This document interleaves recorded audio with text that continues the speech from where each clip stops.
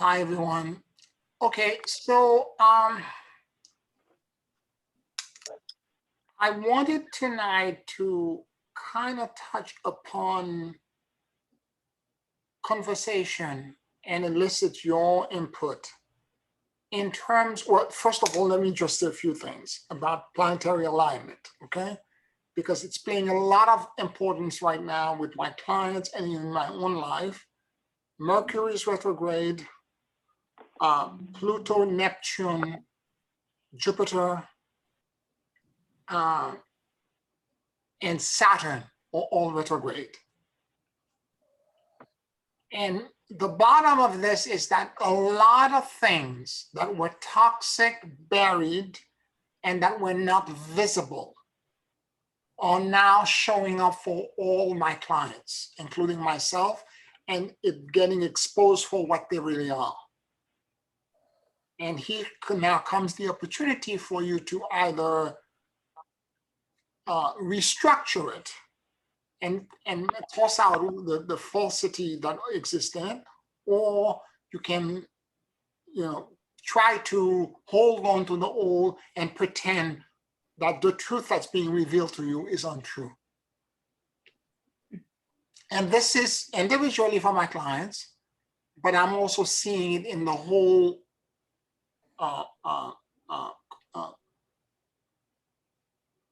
the ethos of the entire planet. I'm seeing it in the collective unconscious of the planet as well. And what it is also doing for a lot of my clients is financial obstacles. It is not that things will not work. It is just that it's creating all of these bottlenecks where things that normally flow are blocked. And then you have to do an extra effort to unblock it. And it seems to be one after another, okay? To get things flowing. And it all has to do because all of these planets are now retrograde. Okay? And the eclipse that we just had, the bookend eclipse, they were also taking care of flushing the first one and integrating the new version of us. Yep. So it's all, we're really getting it from all angles. Yep. And this will segue me quite easily into the topic of the conversation today, which is that I want to talk about, as a Melchizedek initiate, the thing that we should be living in. Oh, by the way, before I mention to the rest of the group that we're not aware of this, I will be teaching a new class, 12 weeks of training, starting on July 6th, 7 to 9 p.m. And it will be entitled The Order of Melchizedek. And it will be an expansion on the initiation we just received at WESAC, but more to the point, it will be also, funny enough, for all the 20 years that I've been teaching, first in the class, I've been fully open as a spiritual teacher. For all the years that I've been teaching, Melchizedek has always been present, but never as a forefront, always in the background, always kind of like exploding these pieces of information and giving no context and pulling back, okay? Yet now in hindsight, because what I have done in preparation for this class, I've isolated every recording, everything that I've ever received from Lord Melchizedek into one folder, and I'm going over all of it. And in hindsight, it was like there was a giant red thread that was navigating for over 10 years. I've gone back as far as 2011, where I've had recording of him coming in and saying things and bringing stuff in that now in hindsight, everything is connected, right? But at the moment, I'm just channeling whatever shows up, right? And what I have noticed is that in the channeling, in the most clear channeling that he had done up to that point was in 2013 at this place called the Hills in the Catskill near Roscoe, New York. And in that channeling, he had mentioned very clearly that the reason why he was hesitant about bringing information about the order of Melchizedek is that he was concerned that the potential supplicants were not neutral enough, were too much in their ego, and were also not in service. And he talked about abuse that have been done in his name, in the name of the order of Melchizedek. Over the eon, that the idea of a Melchizedek order has been propagating on the planet. And he talked about the abuse, because we know, for example, Joseph Smith, the founder of the Church of the Jesus Christ and the Church of the Latter Day Saint, all of the elders claim that they are from the order of Melchizedek. And Joseph Smith died in disrepute. He tried to start a bank. He was practiced polygamy. He had 40 wives. Some of them were mother-daughter set, and as young as 14. There were all kinds of things that were going on. He claimed some sort of spiritual connection. He was a praying man that came. It's a very specific, interesting story, and I don't want to do a whole class on this, nor am I trying to accuse the church itself, but it's interesting to see both sides of it, that he claimed that he got gold. An angel told him where to find a gold orb that he would put his hand on, and he would put his face inside a hat, and he was able to dictate and read the Book of Mormon, and somebody would write it down, which were the gold leaf book that he was getting directly from the Melchizedek order.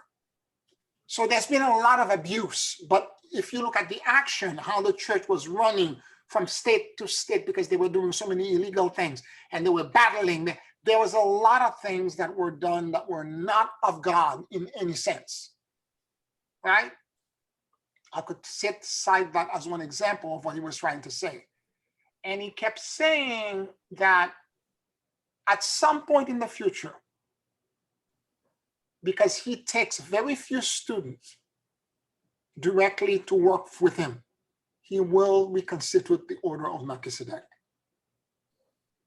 And that if you're walking around and you're saying to everybody, I'm a priest and priestess of Melchizedek, it's an indication that you're not, because it's coming from your ego.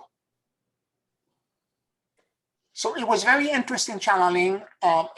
Before we begin the class, I will forward the channeling to everyone as a reminder. This is RESAC 2013. And I have other channeling, other stuff from him as well that I have, and I will forward them just as a way for us to get a context of what he was trying to set up. I'm now seeing that he was witnessing, watching, observing, and trying to see if we as a group body we were gonna arrive at a point of where he would find us worthy of the initiation. And apparently we did, because he provided that initiation on April 27. And I'm eternally grateful for that.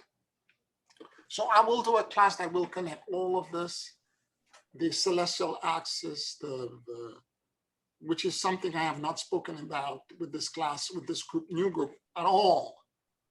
And it's again was channeled from Lord Melchizedek. It was so powerful that there are parts of it that I'm still trying to unpack, as powerful as the DNA reconstruction. And all of these things were, were part of the activation and the initiation that he provided, because the celestial axis is mentioned multiple times. He placed the rod of power in every cell in our body, activating our DNA. He did all of these things. And we're going to talk about that. And just keep in mind that this there was an historical, there are three passages in the Bible that talks about Melchizedek. It's Psalm 110, Genesis 14, and Hebrews 7. But when you read all of them, what you get and what you're understanding is that there was an historical probably figure who was called Melchizedek, and Melchizedek means righteous king.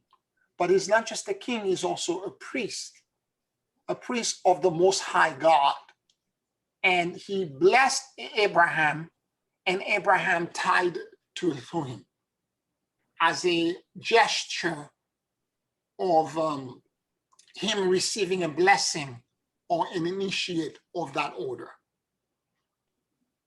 Now there's that aspect, because who is Melchizedek? That historical figure?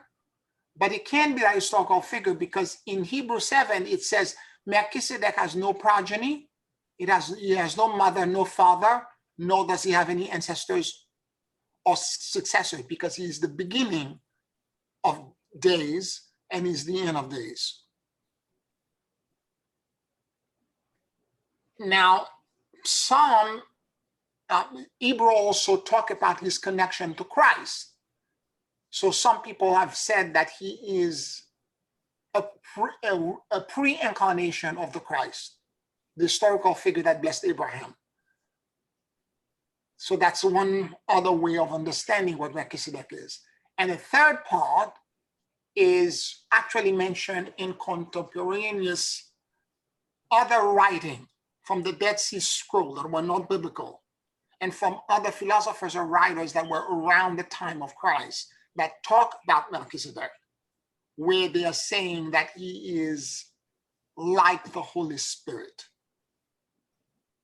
He is the logos of this entire universe, and he's like the Holy Spirit. We will explore all of this, what it means, and what role and responsibility Melchizedek has, and how do we remain worthy of inclusion in this rarefied circle.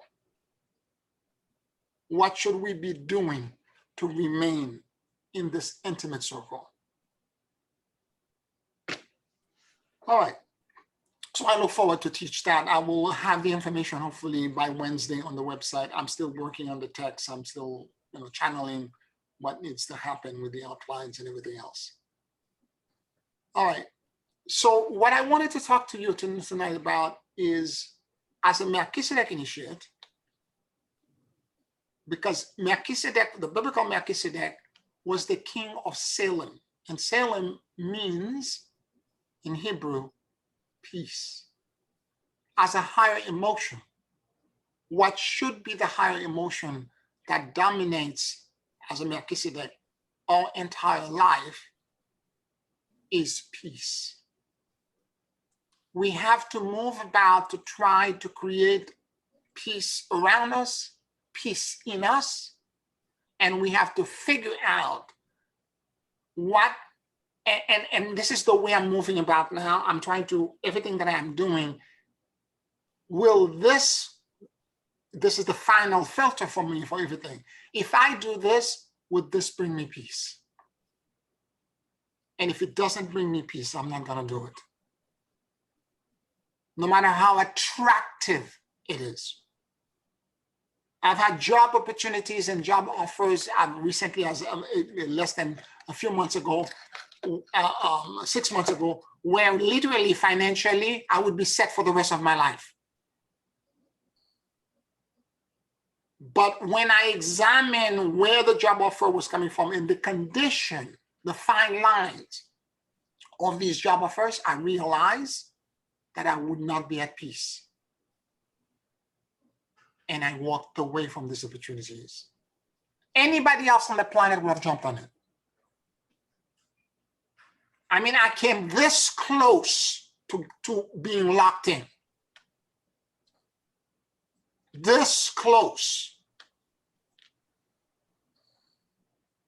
the actual currencies and monies were being transferred and given to me, were about to be transferred in my account. And I was like, no, I'm not doing this. Because it doesn't bring me peace. And I want you to think about your life right now and think about all the activities and all the things that you're doing. And if you're in initiate of Melchizedek, does the activity and the stuff that you're doing, are they bringing you peace? Now, granted, we are in a period now where all these planets are retrograde and there are all these obstacles that we have to overcome. I'm not talking about this. I'm talking about the long-term effect that certain things are going to have in your life, and how important it is for you to find where peace is, because that's where your future is. And if you hold that as a filter, it will guide you tremendously. I can tell you, for me, aside from peace, the other thing that I connect to very deeply related to this, which is part of actually the virtue of justice, which is truth. I have whatever I am doing, however I am doing it, it has to be in truth. The truth that I understand at this time. Because truth, again, is relative. Because what's maybe true for you yesterday may not be true for you completely today. Or it may be partially clouded with some sort of like self-deceit of some kind or something you didn't see. So whatever truth that I understand at the time, I want to make sure that I'm understanding it correctly. And that comes with a giant, giant caveat, because right now, giving all the multiple parallel realities that are overlapping each other, seeking dominance and control, there are lots of information that are available out there about all kinds of topics that are viable and important for us light workers, whether it is where to live, whether it is,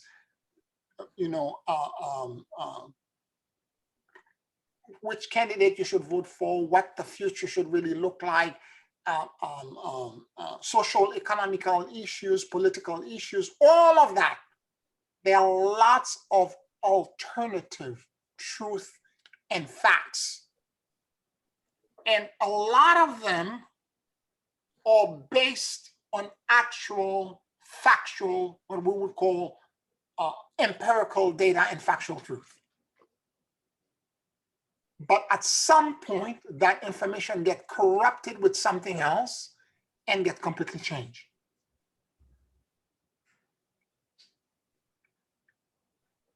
And it's easy to get seduced by something appearing or having the silhouette or appearing in one visage, and you thinking that, aha, that must be the truth. And then before you know it, you are in perdition. It reminds me in the Tibetan Book of the Dead, in the Baldo Todol, it talks about the part that's about the wrathful deities. It goes into great detail to describe that the first wrathful god that you meet is a giant being with 3 heads and multiple eyes, and he has blood gushing out of the side of his mouth, and he's screaming and yelling, making these sounds that sound like thunderclaps. He's as big as the sky, and he's marching and marching toward you and trying to rip you apart.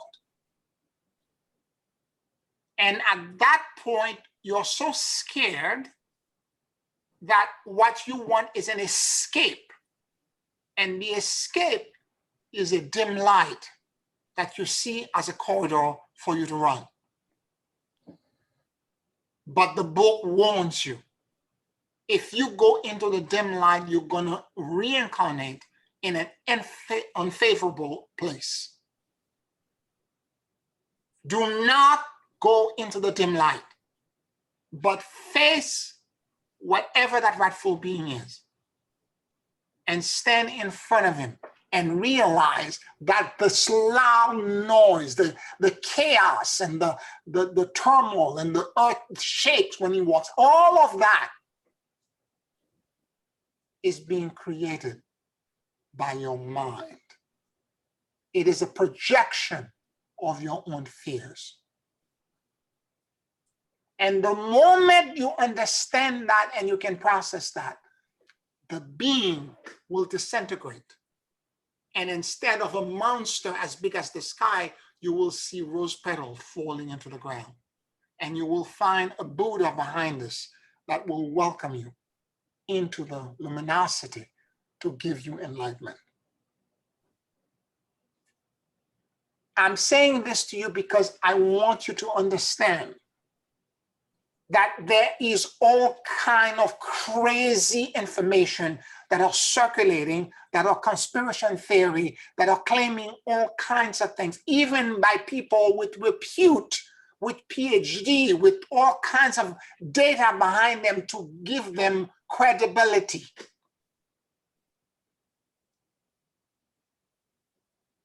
This is the reason why I kept saying to you that the sweet sauce of all my teaching is the morphogenic listening. Because when you are in heart and mind coherence and you're dropping whatever the cacophony that's being created by the outside is just a mirror from the inside. So the cacophony that you're experiencing in the outside, all these experts, all these people trying to mobilize, anything that's trying to mobilize you into you becoming a zealot or a warrior to try to change the world is not of light. The change is not going to happen with you going out in the street and burning things. If it's what you're being told, it is not of light.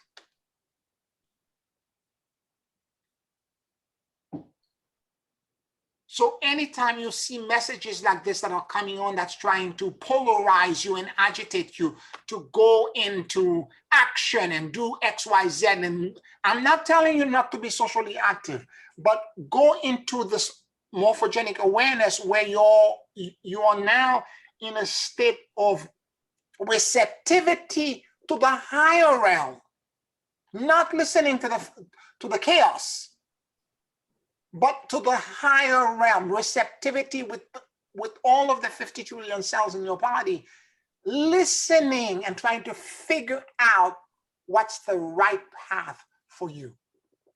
In the Tibetan Book of the Dead, it says that if the chaos of this monster is trying to scare you and you cannot find peace, pray to your teacher or your guru. If you know a mantra, pray to a God or a higher power and ask them for guidance. That's what I'm trying to tell you now. The morphogenic listening is your way to connect to a higher source, a higher power, so that you can discern what is really true and what is untrue for you.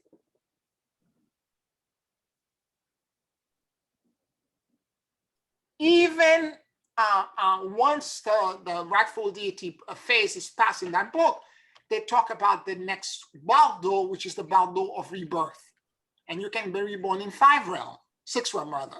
The realm of the God, the realm of the wrathful, the prideful God, the realm of hell, the realm of the hungry ghost, the realm of men, the realm of animal. I'm forgetting something else. I got it. It's exactly 6.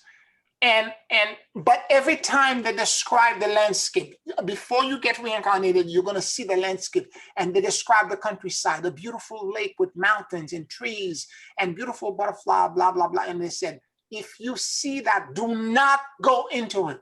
It's not what it appears to be.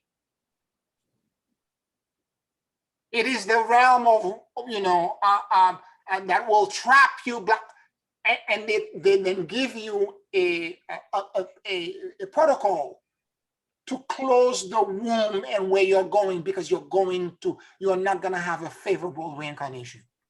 Out of all the 6 realms, The only realm where they recommend if you're going into it to go, it's the realm of the gods.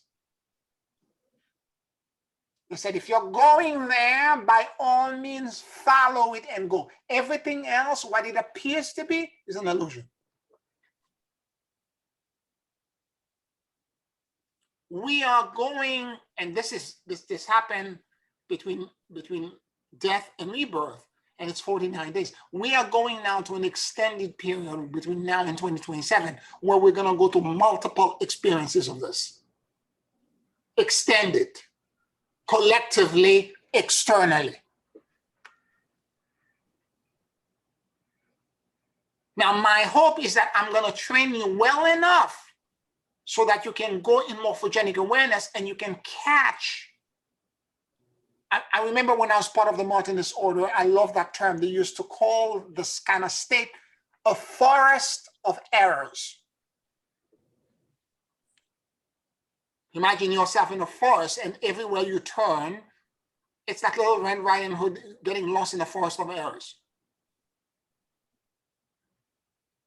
So you have to find the right path, and the only way to find that path is that morphogenic awareness and that listening into asking God for guidance, or your when you're that awareness where your mind and your heart are connected, and asking your higher power to show you what is the true path for you.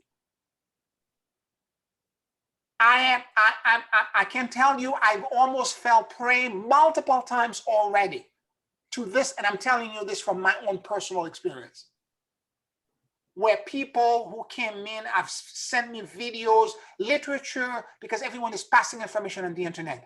There is a sense of like, oh my God, we are being bamboozled, we have to awake, we have to do this, and blah, blah, blah, and all in the name of truth. Yes, there is an energy of truth, authenticity, and transparency. That's the core of the galactic equator. That's the frequency and the vibration.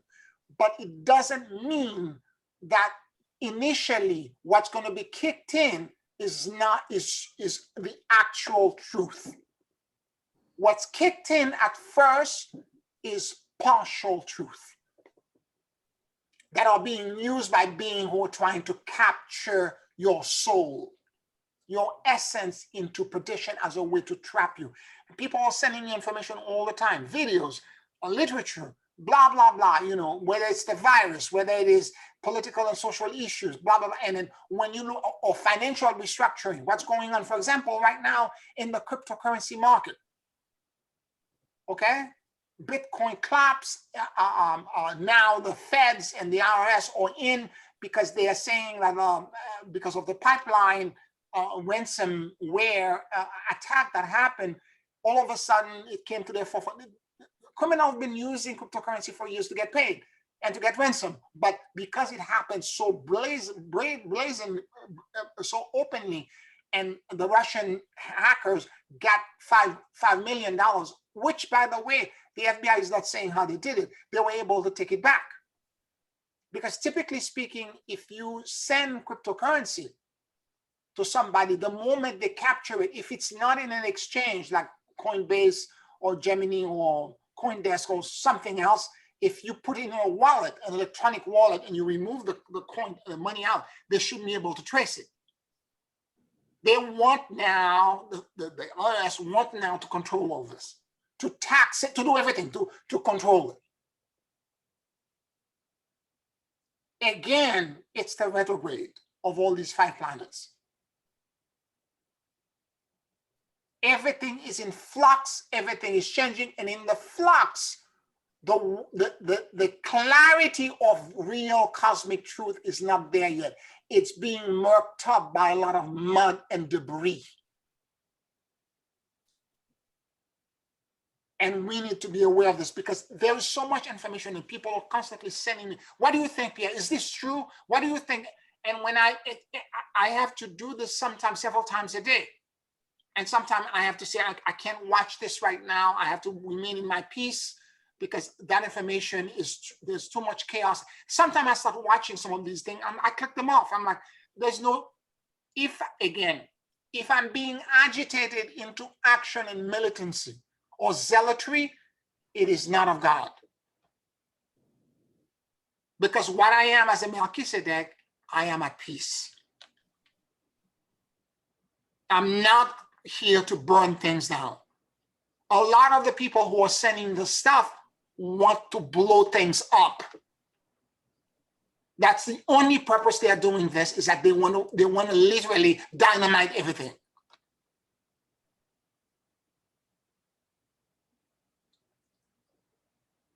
So when you're seeing these videos and these people who are so-called expert who are talking, ask yourself what their agenda really is when you're in your morphogenic awareness. What is their real agenda? A lot of them that are doing this are looking to have, it's clickbait.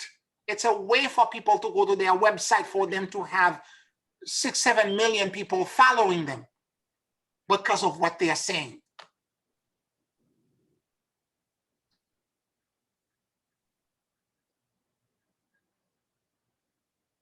And so, again, be aware in this atmosphere, or not letting all of these false narratives become the illusions and the monsters that begin to capture you into a false path, a path that will initially promise all of these things and will never deliver.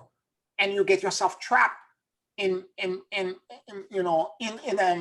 reality split into something that you in your heart would have never chosen.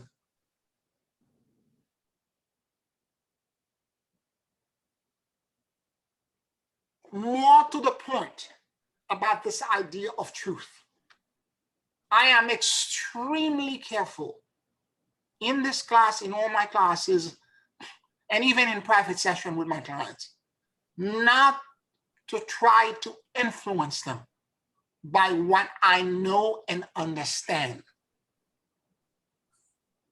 I'm going to tell them the truth if they ask me, but I'm going to tell them a version of the truth that match the frequency where they're at. What I mean to say is that if, okay, 20 years of channeling Lord Melchizedek, and how incredibly gentle and careful he's been in dropping little hints here and there about the Melchizedek order, guiding me through a very gradual awakening, and eventually, apparently, me and all of you became worthy of this initiation that he gave us. No higher being, it's the law of non-interference, no higher being that has a higher awareness ever use it as a weapon to submit other people and convince them that I am right and you're wrong. Even if you're right about information that you have about your client. I told you that story one time, that I had a psychic who told one of my clients, one of my students, your father raped you when you were 4 years old, without asking. And she broke apart. It took her 8 months to get herself together. It turned out that he was right, but this is not the way you do this. You're going to incur negative karma for this. This is not healing. Harm no one. Harm no one ever.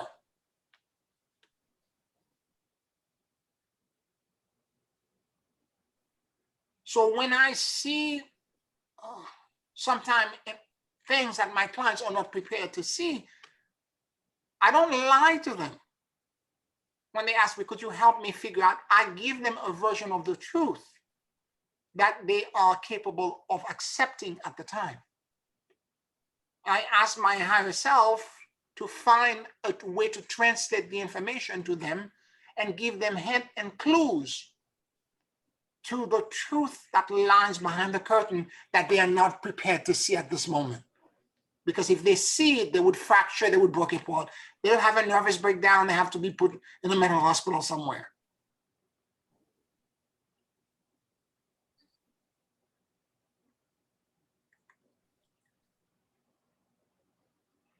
So I see quite a bit of that happening everywhere. Again, links, videos, all kinds of things that are coming, social, political, people who are creating, and it doesn't matter what side you are, the behavior is prevalent everywhere.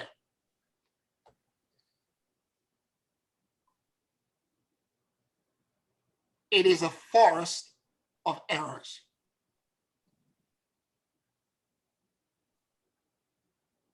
And unless you're seated and you're connected to this morphogenic awareness, you are not going to discern your truth. The truth at the moment right now that Pierre is prepared to process and accept. The truth that all of you are ready and prepared at this moment to accept. Any questions, any comments?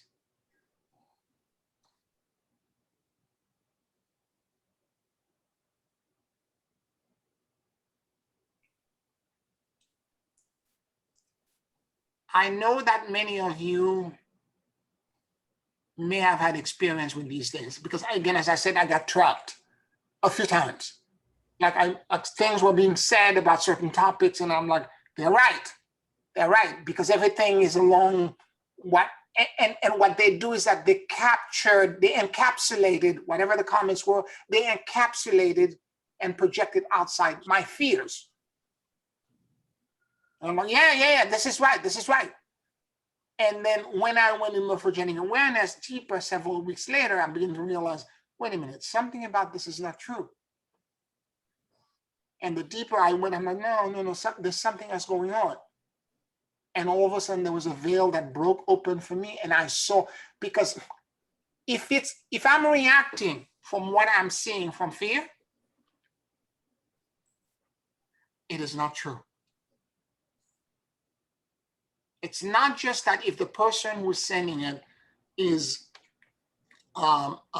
trying to activate me into action to burn things and to explode things, but if when I'm listening or watching it, it's agitating fears in me, and I'm in fear when I'm listening to it. Whatever that reaction I have after that fear is triggered, it is not true. Because what I need to be is at peace and neutral to the information that I'm receiving.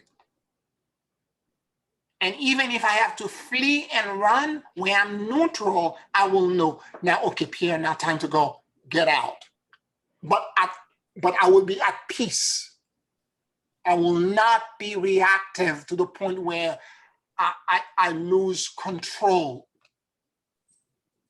Or rather, not just being at peace, but I will surrender my control to my higher power, to my God, and I will let my God tell me what to do.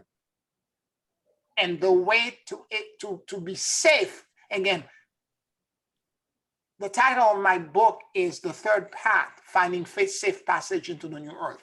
That safe passage is important because, again, we are in front of a forest of errors.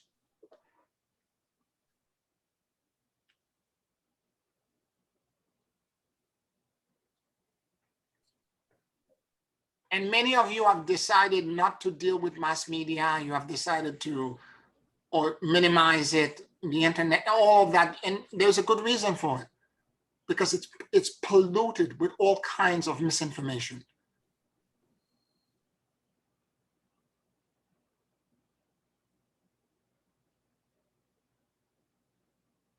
And spending your time doing more of your internal inner processes will serve you better. You will get further.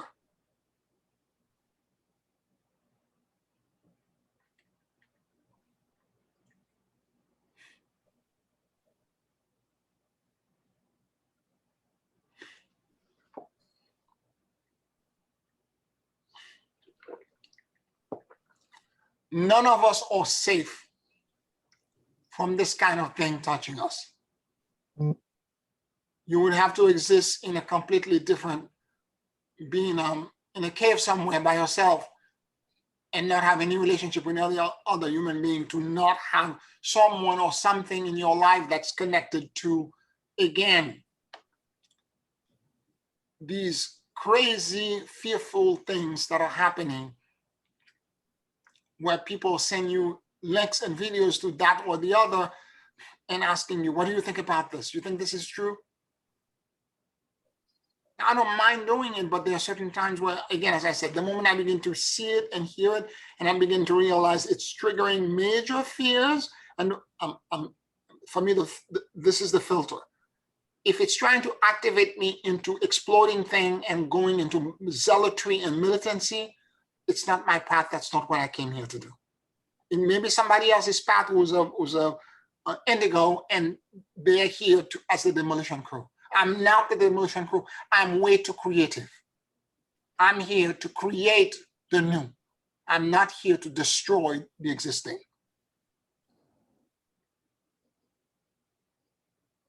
So I need to walk away from that. It doesn't resonate with me.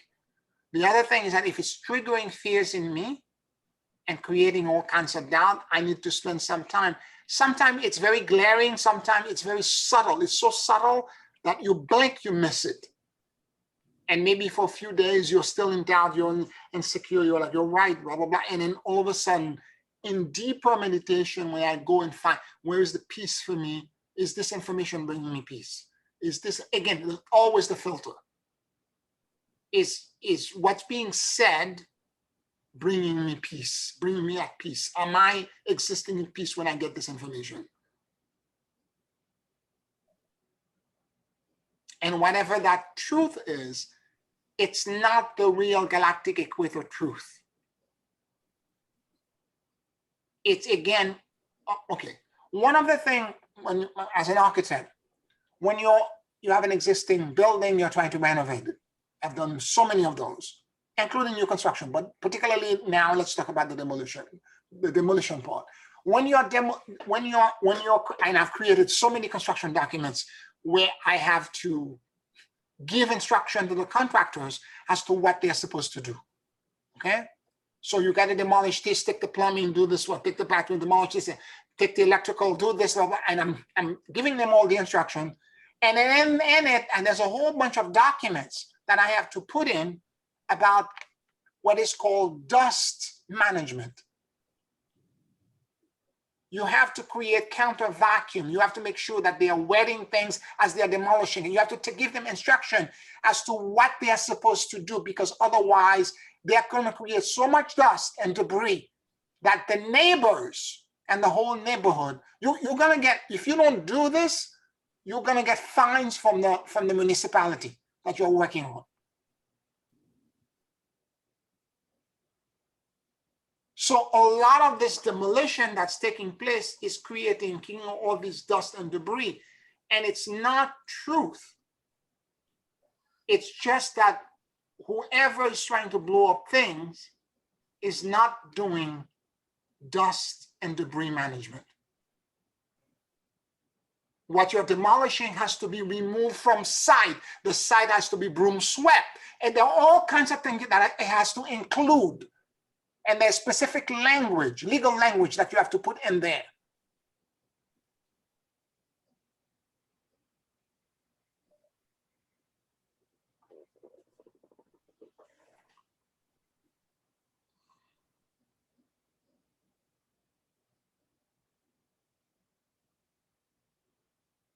So I'm encouraging you to address or look at this from the perspective of this book, and use the Bardotto doll as the chapter on the Bardotto doll as an allegory to what we're going through now and will continue to go through for the next few years.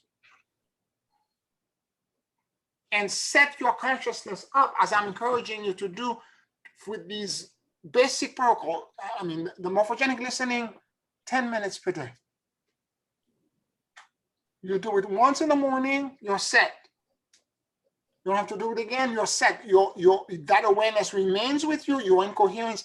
And the only time you go out of coherence is when you watch these things that trigger fears. And if you go into fear, you're out of coherence.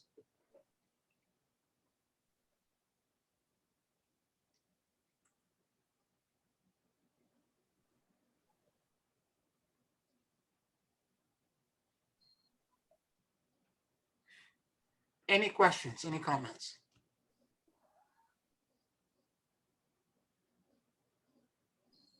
Have any of you experienced anything like this?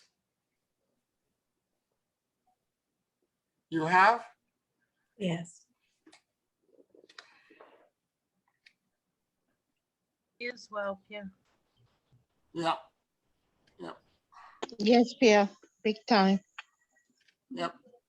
And there's a lot of it going around, and we need to be very aware of this and be cautious.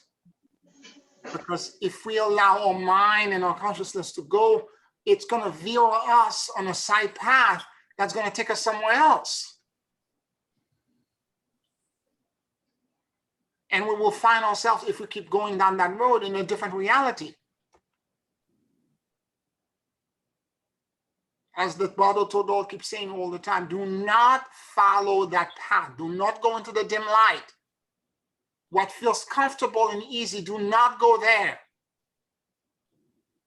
It's easy to lean on the pedal of your fears and to let all of that go. Oh my God, look what's going to happen, you know, rather than say, wait a minute, is this really true? Does this resonate with me? Is this aligning with my, the moment I'm not at peace. And for me, this is the barometer. Sometimes I don't know what exactly is taking me off axis, but I know I'm not at peace.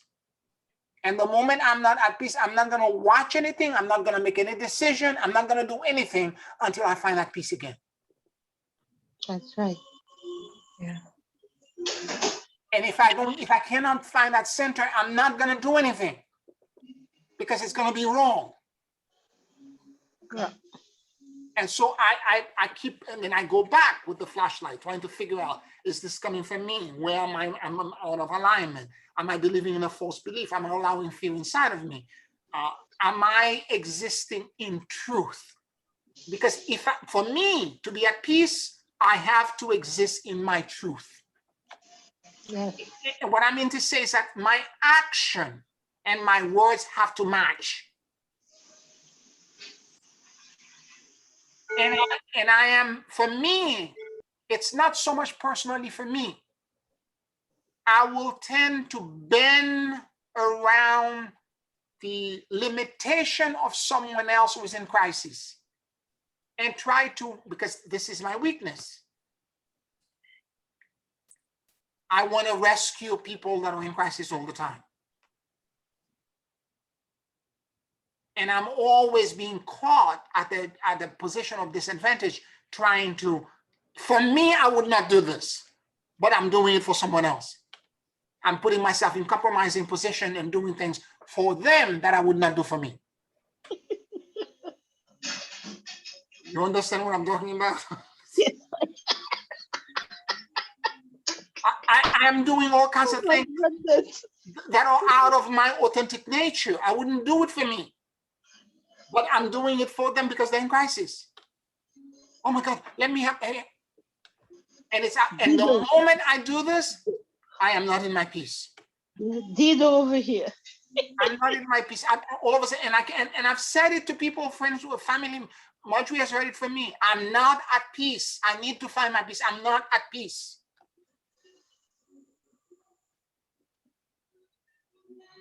Yep. And so when I am in that space, I have to examine, okay, where am I misaligned with my truth? And it's, for me, it's always connected to me trying to help someone.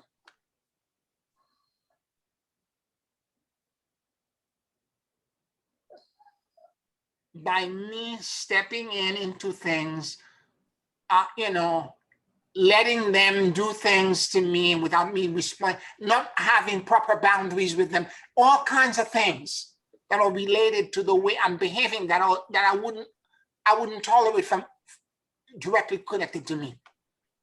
But I'm doing it because I think if I do this, they're gonna learn, they're gonna do this, and again, God's assistant.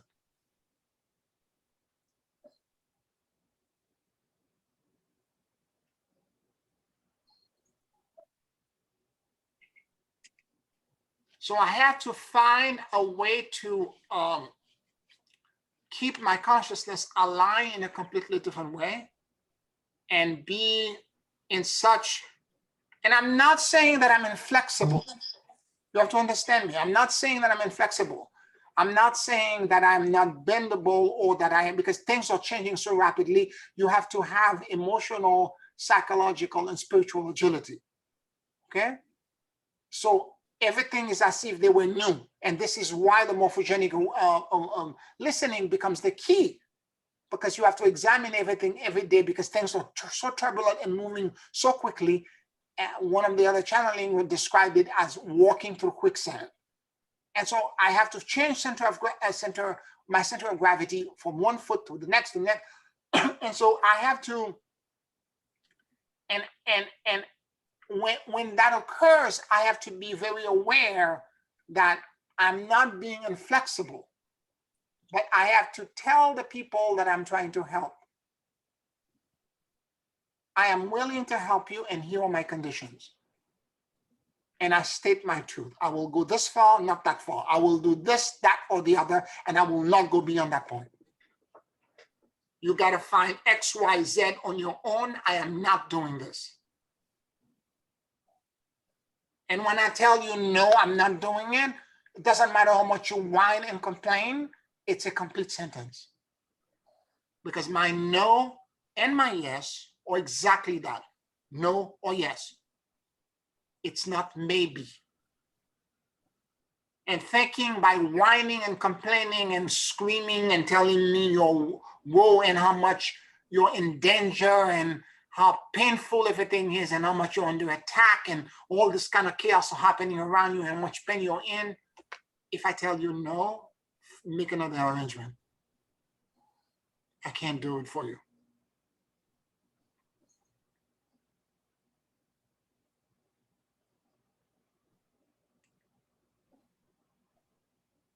If I tell you yes, it's going to get done.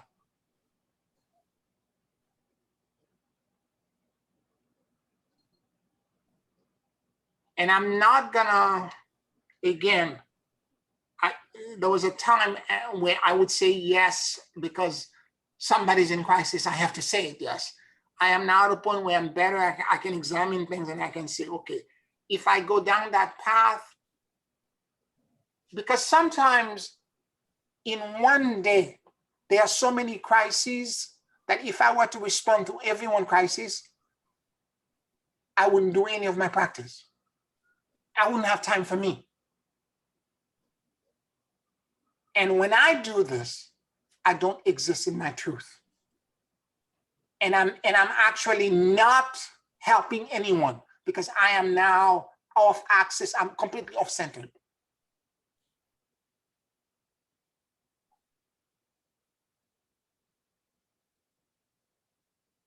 There's enough chaos in the world right now where this could be a full-time job for me.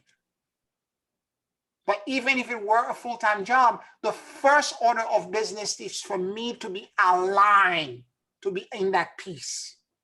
Because the moment I am in it, I have clarity, and the stuff the healing that I have to do for people happen 10 minutes, 15 minutes at the most. Snap, snap, snap like that.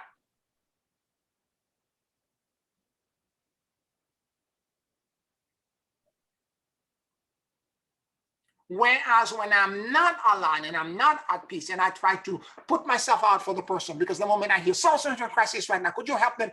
And I drop everything and I forget, or rather I enthusiastically jump because it's a weakness for me. I enthusiastically jump to the rescue, and that self-sacrifice and that rescue thing, jumping to healing mode without doing the protocol, the torsion field of the protocol that I need to do to protect me first, I don't exist in my truth. And what happened? I do the healing and it backfires on me.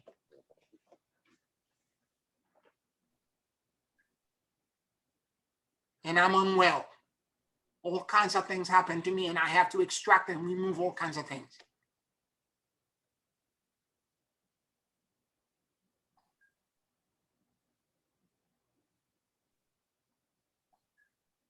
So I tell people point blank, I can't do it now. I will do it at this time, give me half hour, give me an hour, give me 2 hours. That's when I can do it. I need to do all of this to be in my truth and to exist in my peace. And when I'm in my peace, I will be better at helping you. No matter how urgent and how desperate your situation is, that's the way it's going to work for me. Pia, I sure understand what you're saying, and I was laughing to myself because I was talking to a brother one time, and he was in a terrible relationship, but he always liked to, dump all that stuff on, my shoulders for sympathy, or whatever. And so one time he said, "I'm just trying to keep the peace." And I said, "Well, how do you spell it? Piece or Peace?" And he never told me his story again. So I'm just offering you a little humor, because sometimes if we just keep it simple, that they used to say, keep it simple, stupid. Well, I learned how to say, keep it simple, sweetheart, because I used to talk to myself that way. So now I just say, keep it simple, sweetheart. And usually that is enough to give you the time for your, reaction to settle down, and then you come back into a place where you maintain your alignment and you can make a better choice in that moment. So I just wanted to share that, because that was something that happened so long ago, and it just cut to the quick. So I learned how to spell, and English is a terrible language because they have so many words that you say the same way, but they mean something different, and they bring up a whole different set of feelings and emotion, in you, but you're saying the same word. So now we have to be the one to re-examine, the things that you let touch your mental, state, because somebody could just throw you out just like that, and you'd be going along fine, and all of a sudden, boom! You wonder, how did I get over there? Because you didn't interpret the word. It sounds the same, but you didn't interpret it with the right spelling. So I remember, Celia, along the same line, a client whining and complaining about this intimate boyfriend relationship over and over and over again. I feel blah, blah, blah. He did this to me, and I feel I did this to me. I feel, and on and on and on and on. And half hour into the session, I said to her, okay, now you have said I feel 15 times since you started the session. I said, I am completely devoted to hearing your story. Tell it to me without using the word I feel.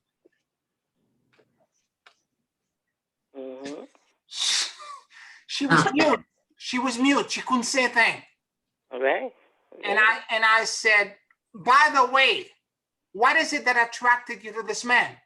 Tell me something good about him. You're in this relationship for a reason. Right. So what is it? The peace he is, or the peace he brings. Yeah.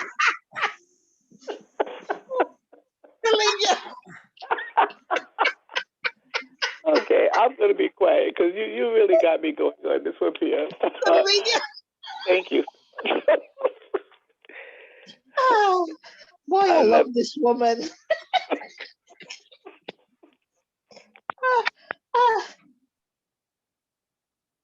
Sometimes people don't realize this, and this is the reason why I have to filter a lot of these requests and videos and so on and so forth. I like what Celia was saying.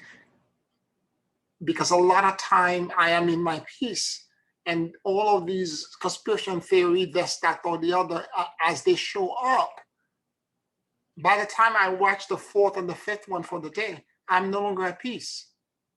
It shifted me somewhere else.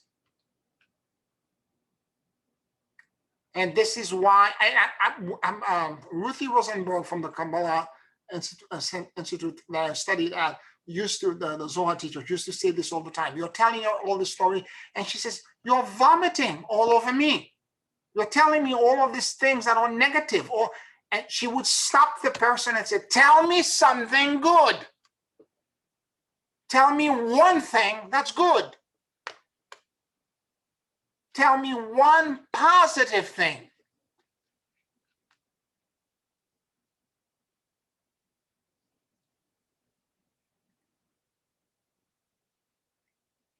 And that part is also true. And most of the time, these people are so trapped in their destructiveness. And again, their own fear and their own chaos that they want to, they just want to blow up everything. I am seeing more and more, I'm looking at posts of people in mass media that I'm connected to, and I'm seeing more and more of them. They just want to dynamite and bomb everything and destroy everything. It doesn't matter what institution, whether it's the democracy, whether it's economical, it doesn't matter. They want to destroy everything. They have no agenda. They have no proposal to fix or repair. They just want to blow it up.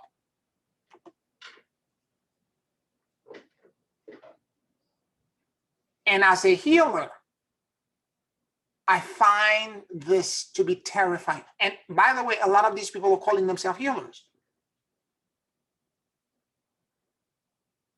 I find this terrifying. And after a while, and I've said this before, I had to unfriend and block a few people for those reasons. One of which came to WISAC, and we have long history. She was at that WISAC in 2013. I had to block her. I was looking at the pictures, going to the old files and looking at the pictures. She was there. I had to block her because she's not on my bus. Wherever she is and the kind of posting, they were getting worse and worse and worse. I'm like, I can't, because we're friends. Every time she posts something, it shows up on my wall. I can't deal with this. I don't want to watch this anymore. I don't understand the person that she's becoming. She made a different choice. She's in a different reality. And I don't know at some point she's going to awaken, because I know, for example, some people that I'm connected with, one woman for that matter, I know that very specifically, she went to the riot at the Capitol because she was posting that she was getting a room. She just booked a room in Washington, D.C. Tomorrow, everything is going to be different. She was posting all these things. And then after the riot, now that everybody is newly awake and realizing the errors of their way, she's talking about something else. And her posting have changed. I did not unfriend her because it wasn't as visibly egregious to my consciousness what she was posting. She was just talking about what she was doing rather than try to spread disinformation and lies. You're grown, you want to do this, knock yourself out. But when I see people spreading a lot of lies and disinformation, this one person that I've never met her. She was a friend of a friend. I posted a channeling. She friended me, and I kept receiving almost every 2 days these private message from her, conspiracy theory. I'm like, I don't know this woman from a pen of can. I'm blocking her. Whatever it is, I'm not interested. What she's selling is she wants to blow up everything.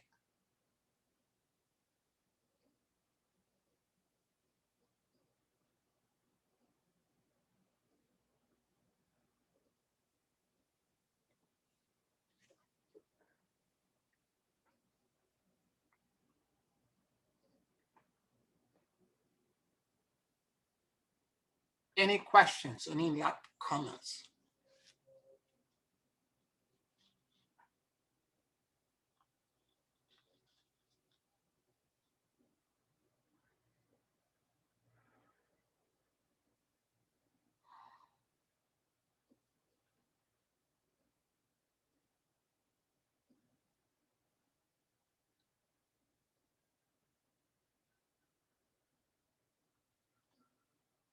All right, if there are no comments, let us take a 5-minute break and then we'll go into the closing meditation.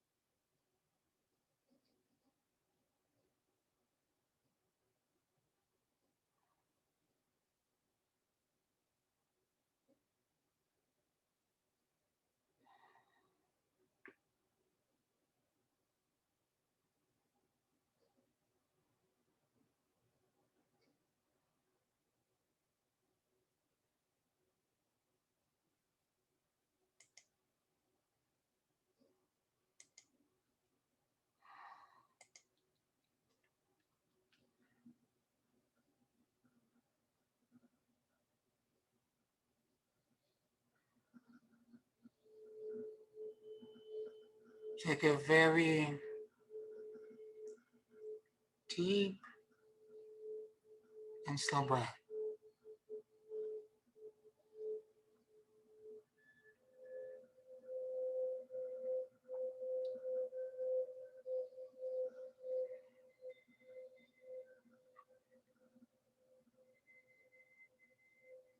And as you inhale and exhale deeply and slowly,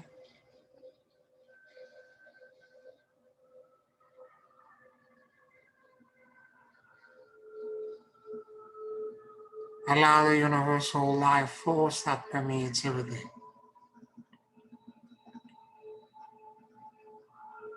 to enter into your lungs.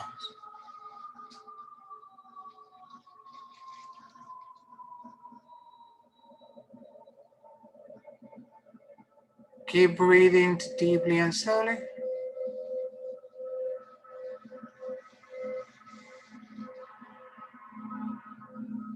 And let your soul and your awareness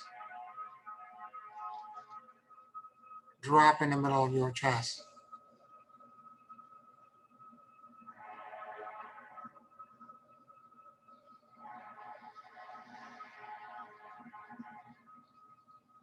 Please forgive me. I love you. And let it go.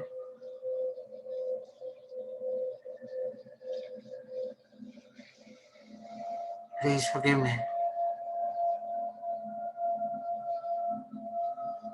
I love you. And let it go.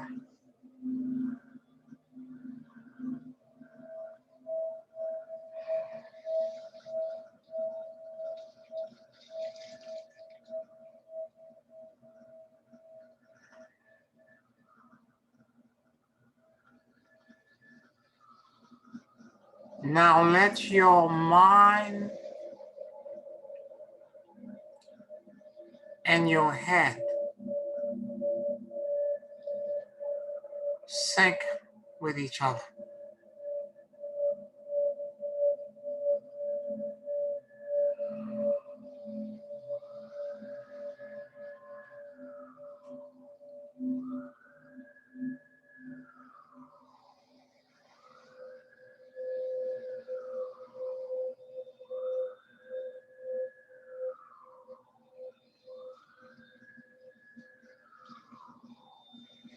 Now realize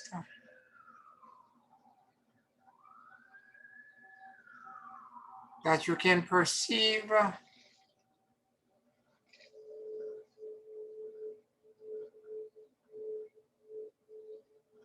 the entire world and universe from your upper heart.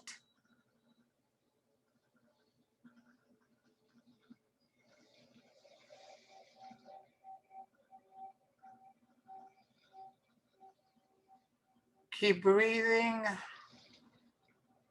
deeply and slowly. It is as if your eyes were in the center of your chest and that you can perceive all around you.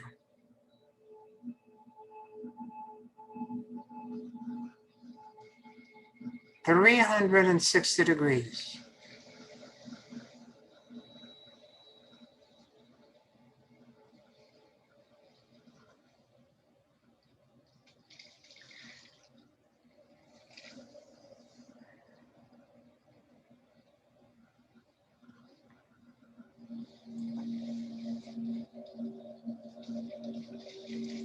Realized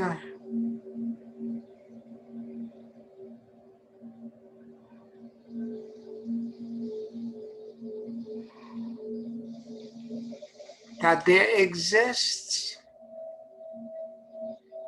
a vast and infinite network in the morphogenic field that you exist in, that envelopes your body and is in a state of quantum entanglement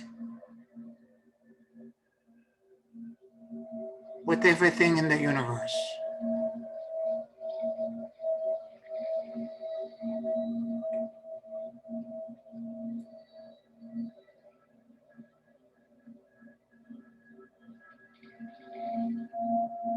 Keep breathing deeply and slowly,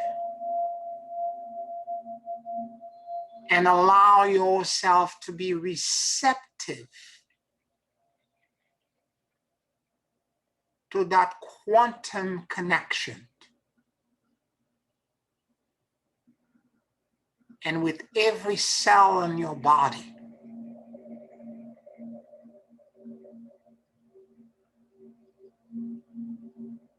you are listening for the exchange, the flow, the harmony, and the beauty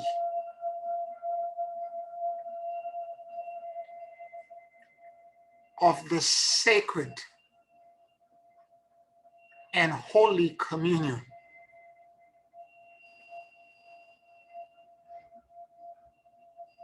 with the higher realm.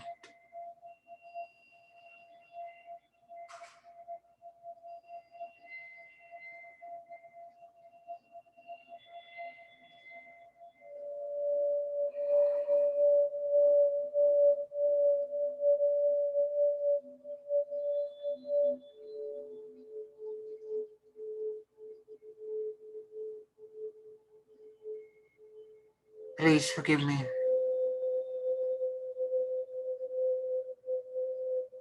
I love you. And I let go.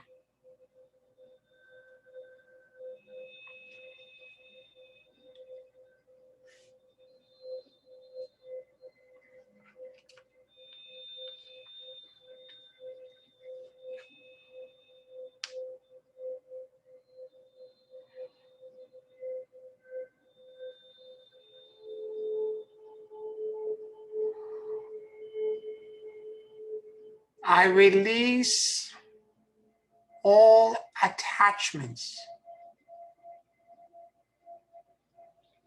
fears, and control.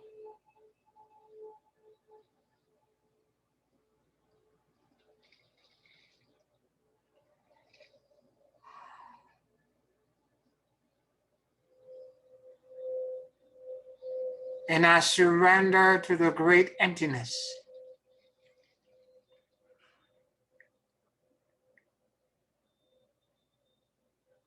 and endless luminosity.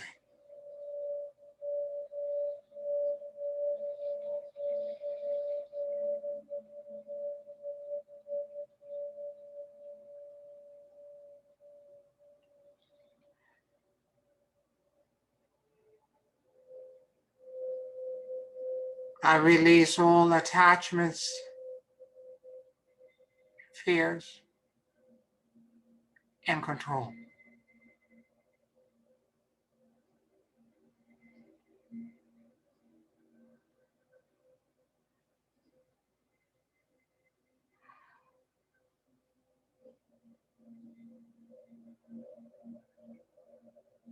And I surrender to the great emptiness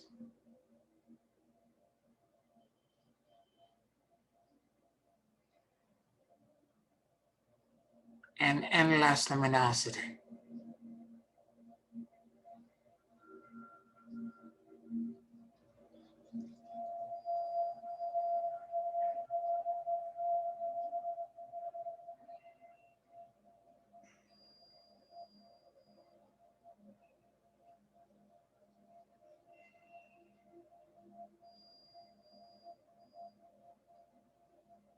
I release all attachments, fears, and control.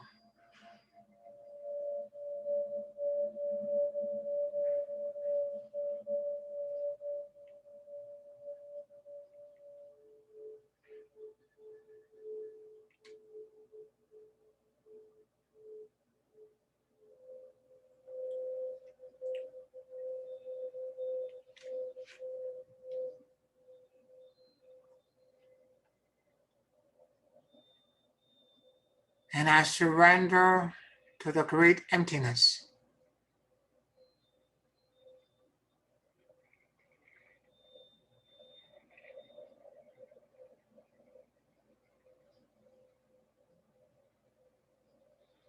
And endless luminosity.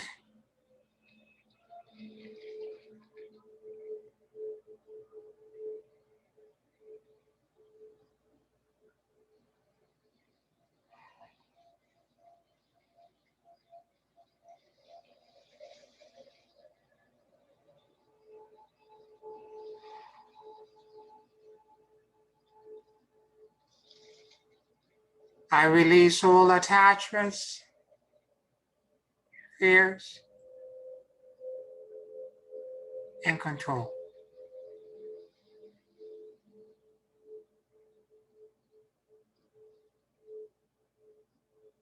And I surrender to the great emptiness.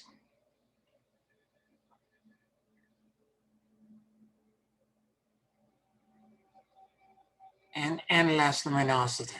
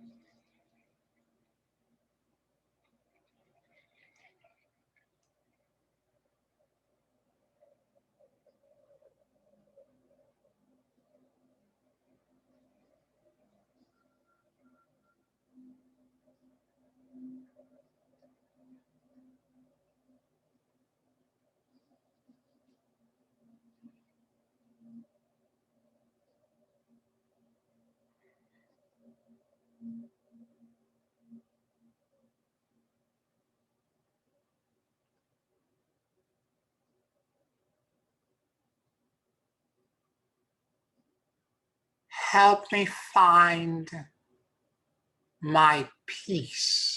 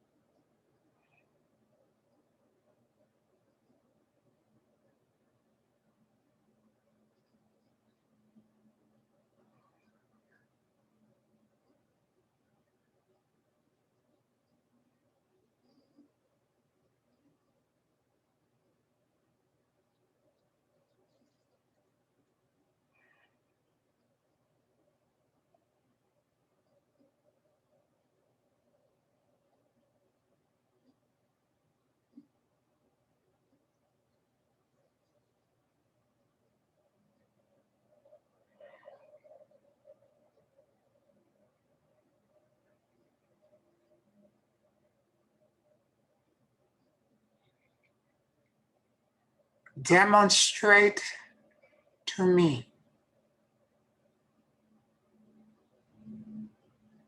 your peace.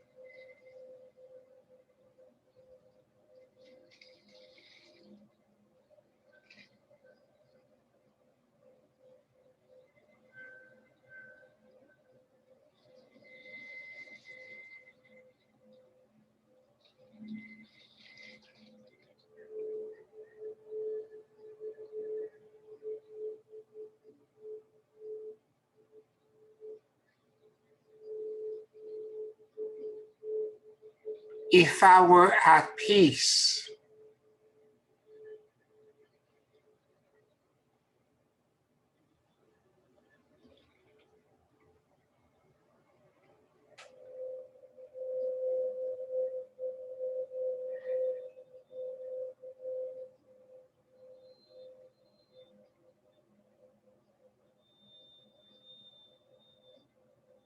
what sensations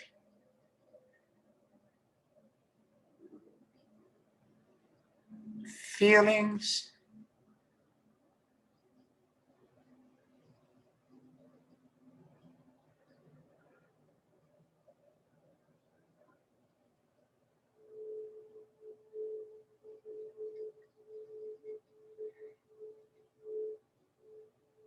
alignment,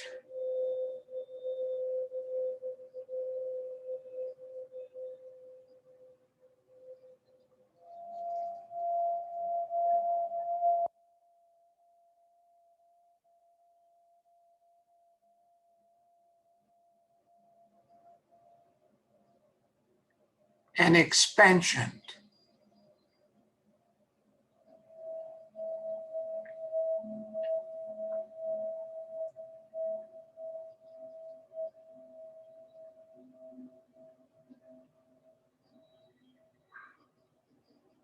What does create in me?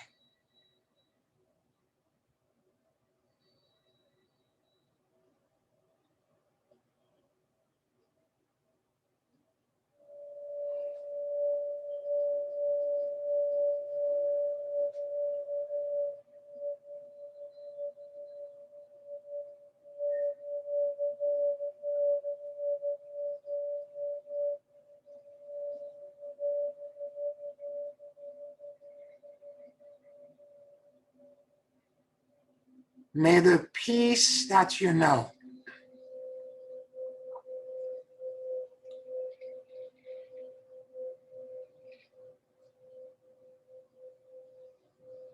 radiate, broadcast,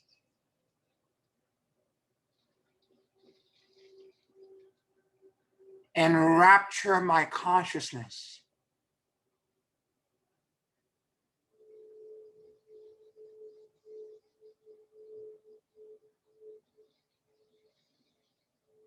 in its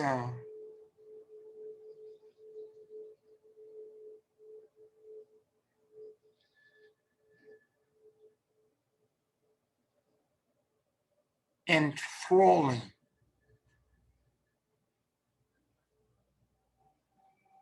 frequency.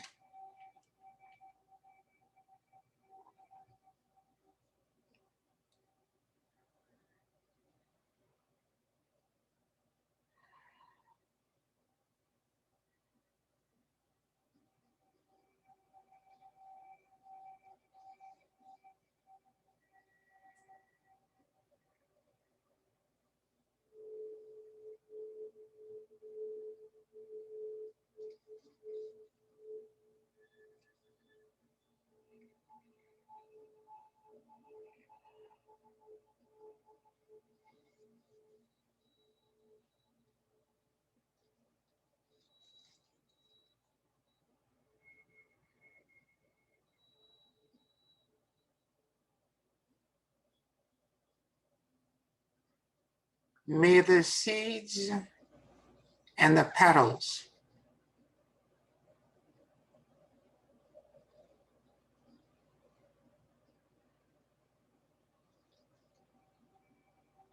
of this precious gift and flower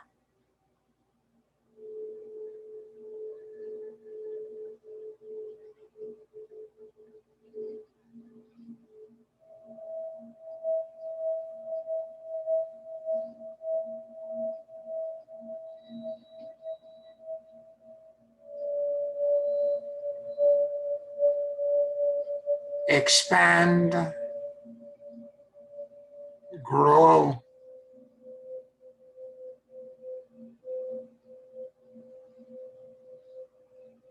and bloomed in me.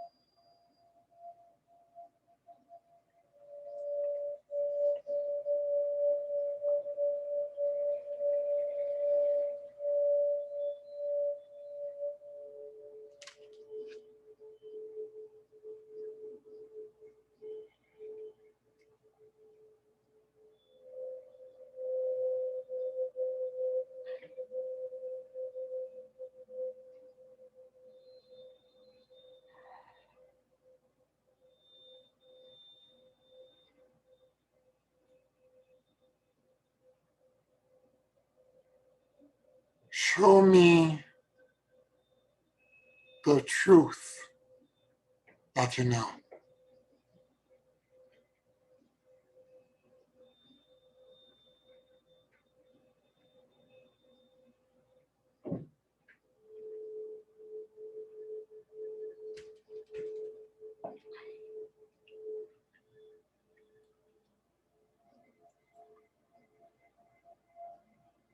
If I existed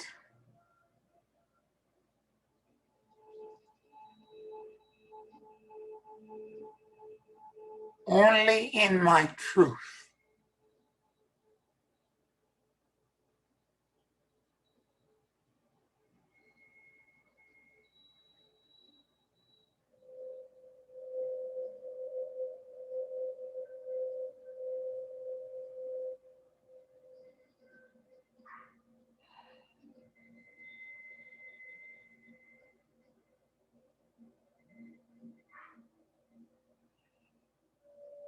what sensations,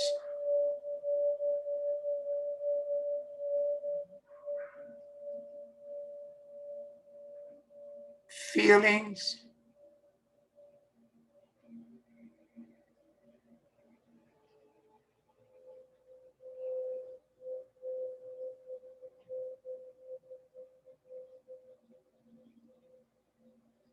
emotions,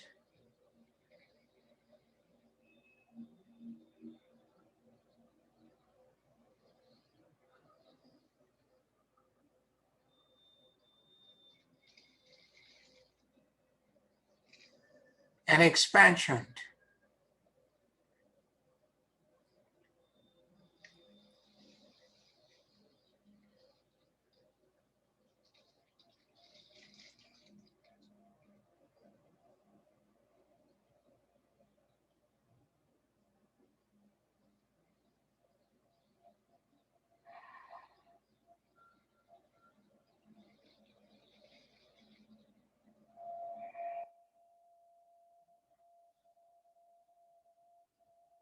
With this creating me.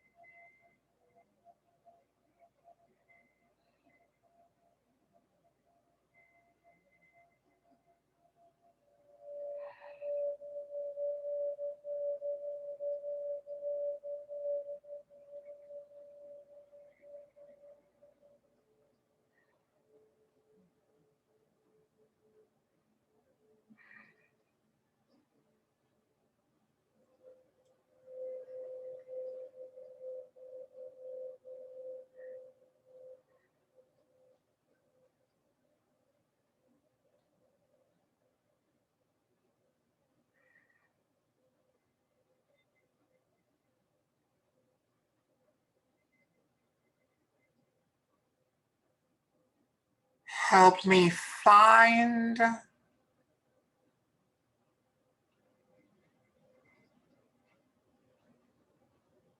and exist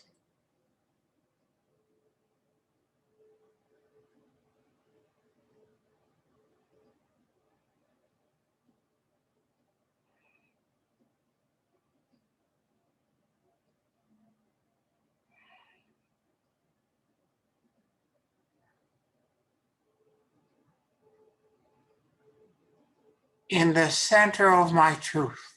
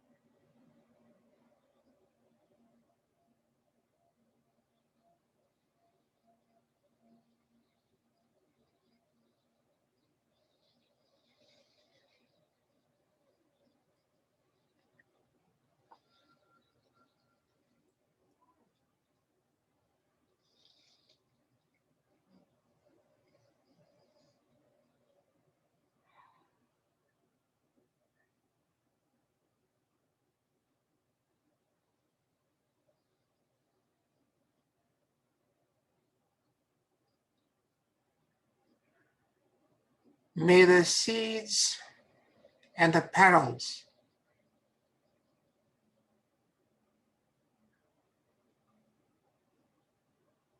of this precious gift and flower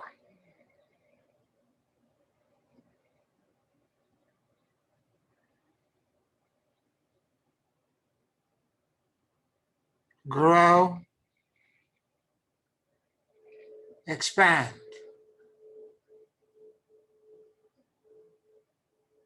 and bloomed in me.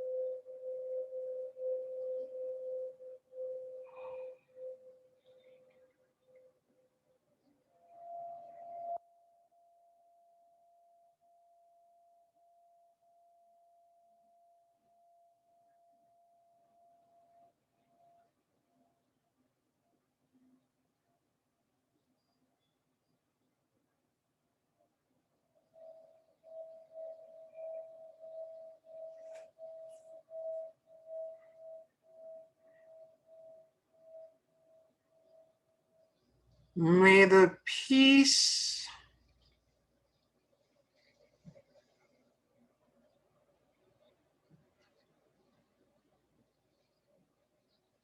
that I know,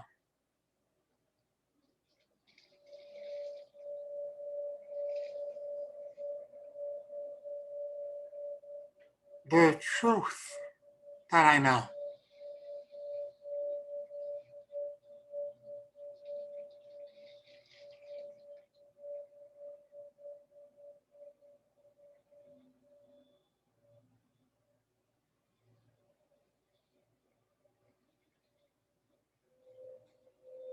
and the love that I know.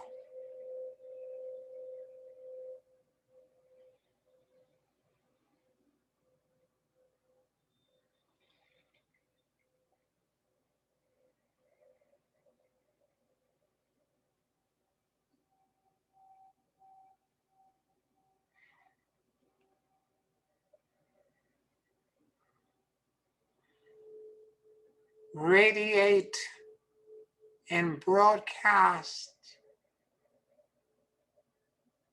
wisdom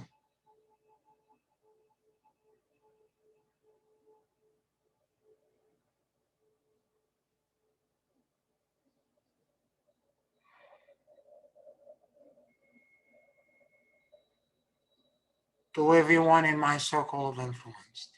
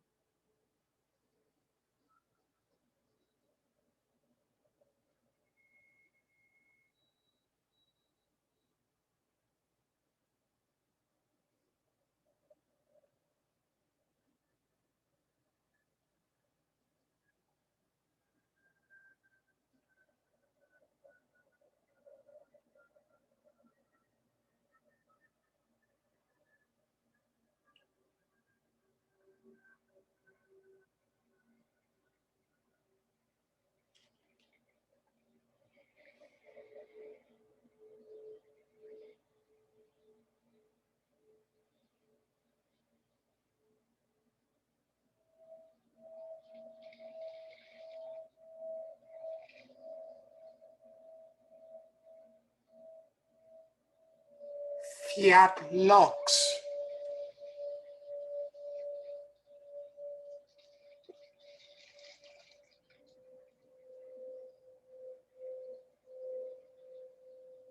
Let there be light.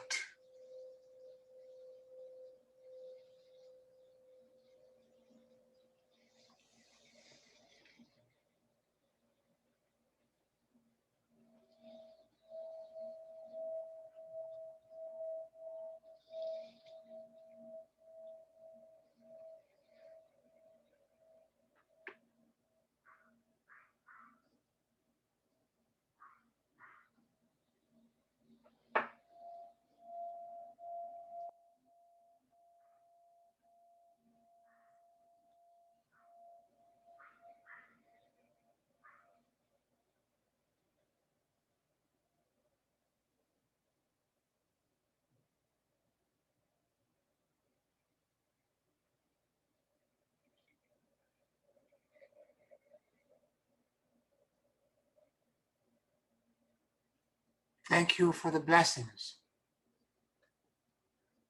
I accept the gifts and I receive with gratitude.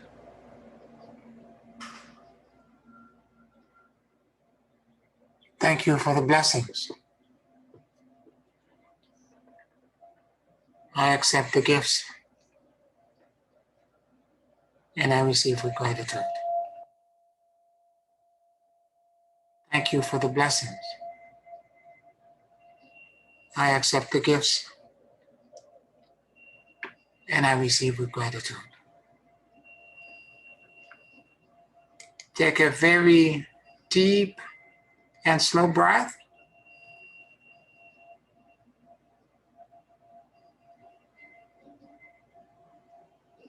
And whenever you feel ready, you can open your eyes.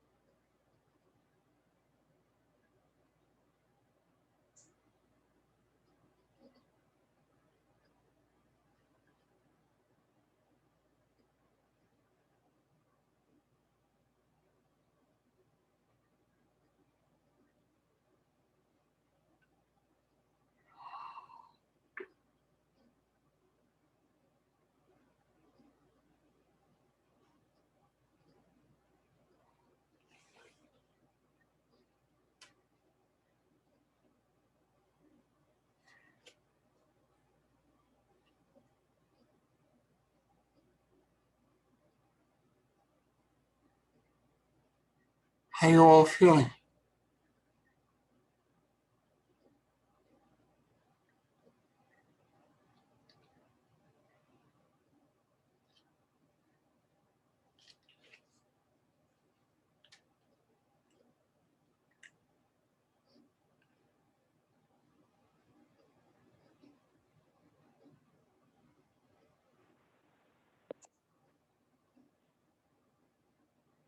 I feel the peace.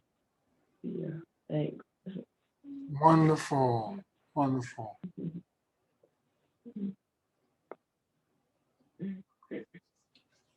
You're welcome. So I don't want to disturb the peace anymore.